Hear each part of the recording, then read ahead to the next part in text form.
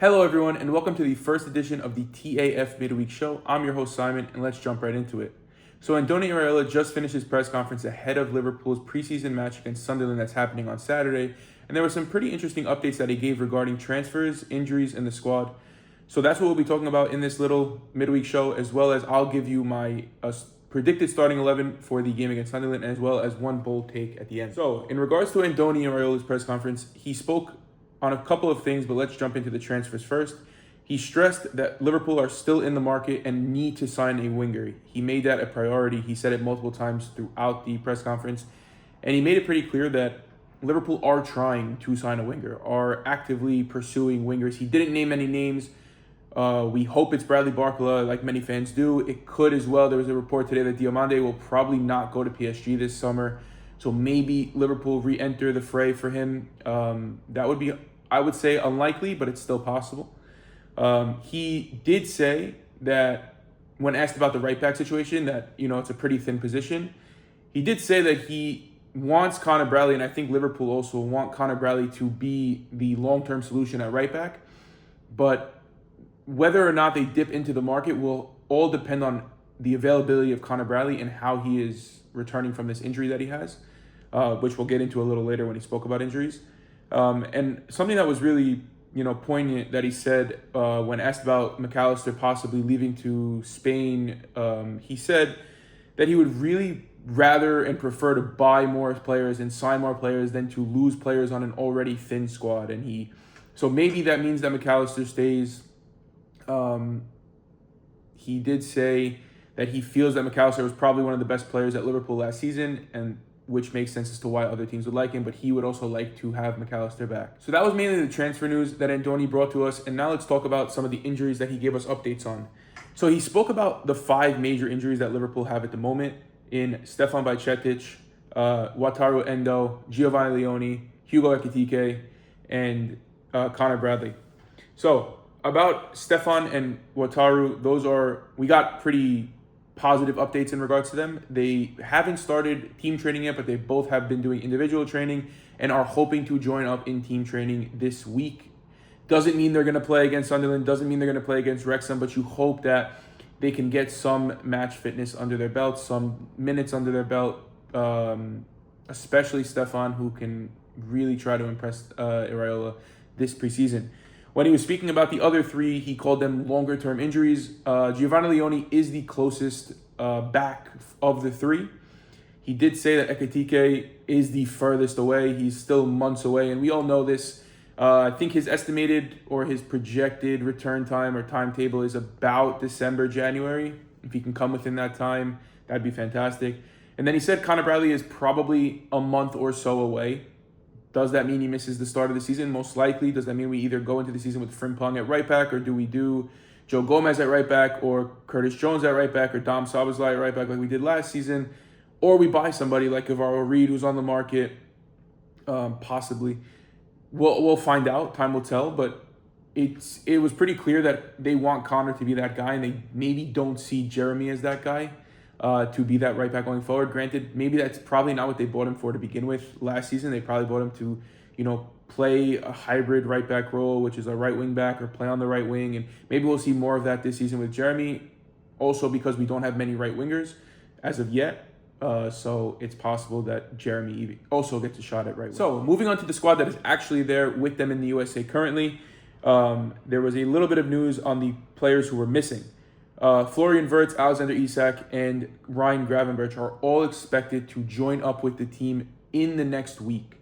So they'll miss the Sunderland game, but if they can get there and get through the paces, again, they won't need such a huge, preseason in terms of getting match fit, because they all played in the World Cup within the last month or so. They will need some time to adjust and adapt to Andoni's play style, but again, that can happen relatively quickly, and you can learn on the fly when you're in the game. So is it possible that they play against Wrexham on the 29th? It's possible. I would say it's unlikely. They would probably more likely play against Leeds, but it's definitely a possibility to play against Wrexham, but Sunderland won't be an option. He did say that 3 players will not be joining the squad in the US, and that is Virgil van Dijk, Alisson Becker, and Cody Gakpo. Of course, Cody Gakpo has been given the extra time off to grieve the loss of his son. And I hope everything's going well with him and his family, and I wish him all the best. Virgil van Dijk has played every single minute of last season's game. He played every single minute of the World Cup, of the 4 World Cup games that the Netherlands played in. He deserves a break, and as somebody who would love to see him play in person, I am a little upset that he won't be there.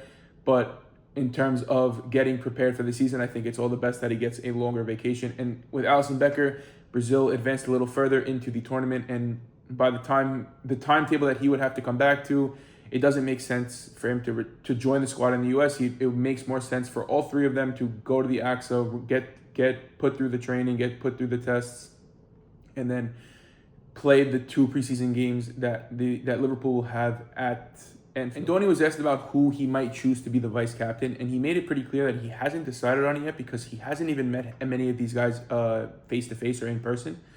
He did say, however, that he doesn't feel like you need an armband to become a captain, to be a leader. He said he needs as many leaders on the pitch as he can get.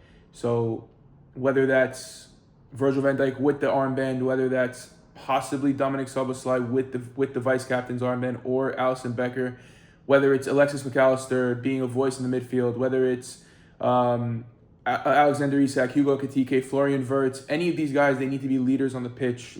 Jeremy Frimpong, a vocal guy on the pitch. Milos Kerke is also very vocal on the pitch. Whether the armband's there or not doesn't matter to Andoni. He says that he needs all those leaders on the pitch, whether they have the armband or not. My guess, however, is that it will either be Dominic Szoboszlai to have the vice captaincy, or it will be Joe Gomez who have the vice captaincy, just based on seniority and how long Joe's been there. He's actually our most senior player at the moment. Andoni, funnily enough, confirmed that Armin Petty will get a loan move to the rumored TSV Harburg in Austria. That was not confirmed by the club yet, but he made that decision on his own to put that out there, and I don't think the club minds, because I think it's a good move for Armin, and it makes sense why he wasn't included in the 31 that traveled to the U.S. The last thing he said is that only players who might miss the start of the preseason are Alexis McAllister and Victor Munoz, just because they just played in the World Cup final on Sunday. They're supposed to come back right before the season starts, but of course, they have to go through the test. They have to get fit. They have to, learn the system and adapt. So he said they'll be the ones cutting it close, but he does think that they'll both play or both feature or be on the team sheet when it comes to that game against Newcastle at St. James's to open up our season. So my predicted starting 11 for the game against Sunderland is Georgi Mamardashvili in goal, Milos Kerkez at left back, Joe Gomez at left center back, Jeremy Jacquet at right center back, Jeremy Frimpong at right back, a double pivot of Curtis Jones and Trey Nyoni, the cam position being Dominic Szoboszlai, the left wing position being Rio Angamoa, the striker being Will Wright, and the right winger being Harvey Elliott. Now, I just want to talk about a few of these positions. I'm not going to go in depth on each one. I do think Trey Nyoni does get the start because Andoni plays in a 4-2-3-1, which requires 2 double pivots. Granted, both of our natural sixes, if you could say, Ryan Gravenberch and Alexis McAllister, are not there. So I do see Nyoni and Curtis Jones getting the start there. Curtis has played that position before. Trey has also played that position before. You can argue that it is Trey's position. So I'm very excited about Trey. I want to see what he can prove. I said it in the podcast, and I'm going to say it again today. I do think he has such an important role to play in this Liverpool system. I think if he pans out, we don't need to go out and buy another 6. It was going to be Adam Moore in this, and Lamine Kamara that, and Sangare this, but I think we have the answer to the 6 at home in Trey Nyoni, and I hope I'm right about that, because he has all the potential, and it would save us a lot of money as well, especially in the current market. Another player I want to speak on is Harvey Elliott at right wing. It'll be my bold take, but I'll give it up a little early. I think Harvey Elliott has a massive role to play in this preseason. Again, it's massive pressure on his shoulders, but at the end of the day, I think after such a disastrous loan spell at Aston Villa last year, and 2 years ago really not getting the chance under Arne Slot, I think now is the time that he can really prove to Andoni Iraola that he's here to stay. Again, he has to do it. He has to have the ability to do it. He has to push himself. But I think if he does that, he has the perfect opportunity in place to do that this specific preseason. He was my person in the podcast who I said had the most to gain, but also the most to lose. I think this is make or break for Harvey Elliott and his Liverpool career. I hope it goes the way of Harvey Elliott, and I think he will start with a good preseason campaign and a good game against Sunderland, and we'll get into my bold take in a little bit, and it will be about him. The last person I really want to talk about is Joe Gomez. I hope that this is the season he can stay fit, especially because Andoni made it pretty clear that we're pretty thin in the back line, especially if Leone can't start the season, if Bradley can't start the season. So we're walking into a season with two left backs who, Kostas coming back from loan and Milos. Center backs are Virgil van Dijk, Jeremy Jacquet, and Joe Gomez. That's it. And, you can use YNWA and Duque, you can use more Taya Ndiaye, but maybe you don't want to. And then you're going into the season with one natural-ish right back in Jeremy Frimpong. So Joe Gomez is going to be, if nothing changes, if we don't dip into the market for a defensive player, he's going to be one of those guys that need to step up, and he needs to stay healthy. He has the ability. We've seen Joe Gomez at his best perform at a Liverpool level, but we just haven't seen Joe Gomez available long enough for it to matter. He puts on a string of 2 or 3 good performances, and then he gets injured for 7 games. And then he comes back, plays 3 games, gets injured for another 5. We need Joe Gomez consistency. We need Joe Gomez to, be the player he can be at the level he can be at, while also staying healthy at practically every game. If we really do go into the season with this thin squad, Wata could possibly slot into the center back role, and he's done that in the past, and he even played right back for a little bit, but it's not something we want.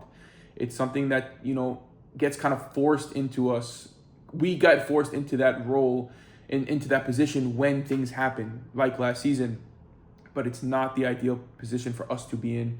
So we hope it's not going to happen, and I hope Joe Gomez can stay fit for at least the majority of the season. And I haven't seen it in quite a long time, but I'm happy he's here. I think this is an important preseason for him, and it's an important preseason for Liverpool in general to get this back line right. So my bold take for the Liverpool game against Sunderland is that Harvey Elliott is going to get a goal contribution, whether that be a goal or an assist, on his return to the team after a disastrous, horrendous, there's many words to say, disappointing, not on Harvey's end, not through any fault of him, but such a disappointing loan spell at Aston Villa.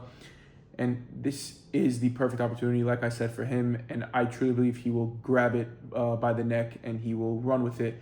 So I'm predicting at least 1 goal contribution. I don't want to go too far as to say he's going to grab a goal because I'm not quite sure where he's going to play, whether that's going to be in that 10 role, whether Andoni puts him at right wing, whether he, is more of that floater role, but like in playing in those right half spaces.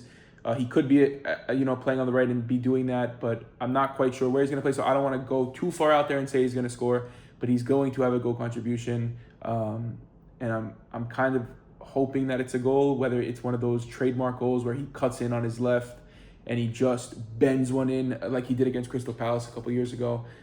Still one of my favorite goals. And I have such high hopes for Harvey.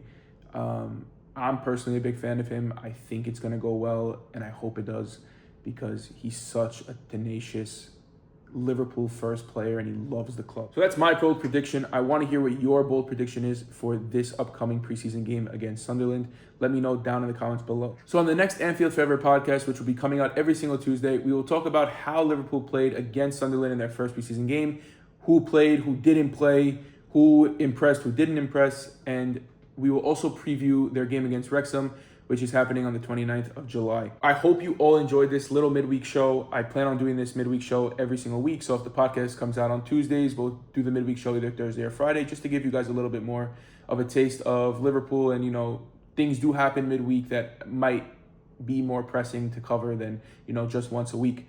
So I hope you all enjoyed. Please like, comment, and subscribe. If you did, I'm reading all the comments. I appreciate, everything. I know it's a brand new channel, and I know you guys are sticking with me through all these little editing mishaps and whatever. The production will get better, but I'm just loving doing this. I'm having a really good time. So I thank you guys so much for watching, and I hope to see you on Tuesday in the second episode of the Anfield Forever podcast. Have a good one, guys.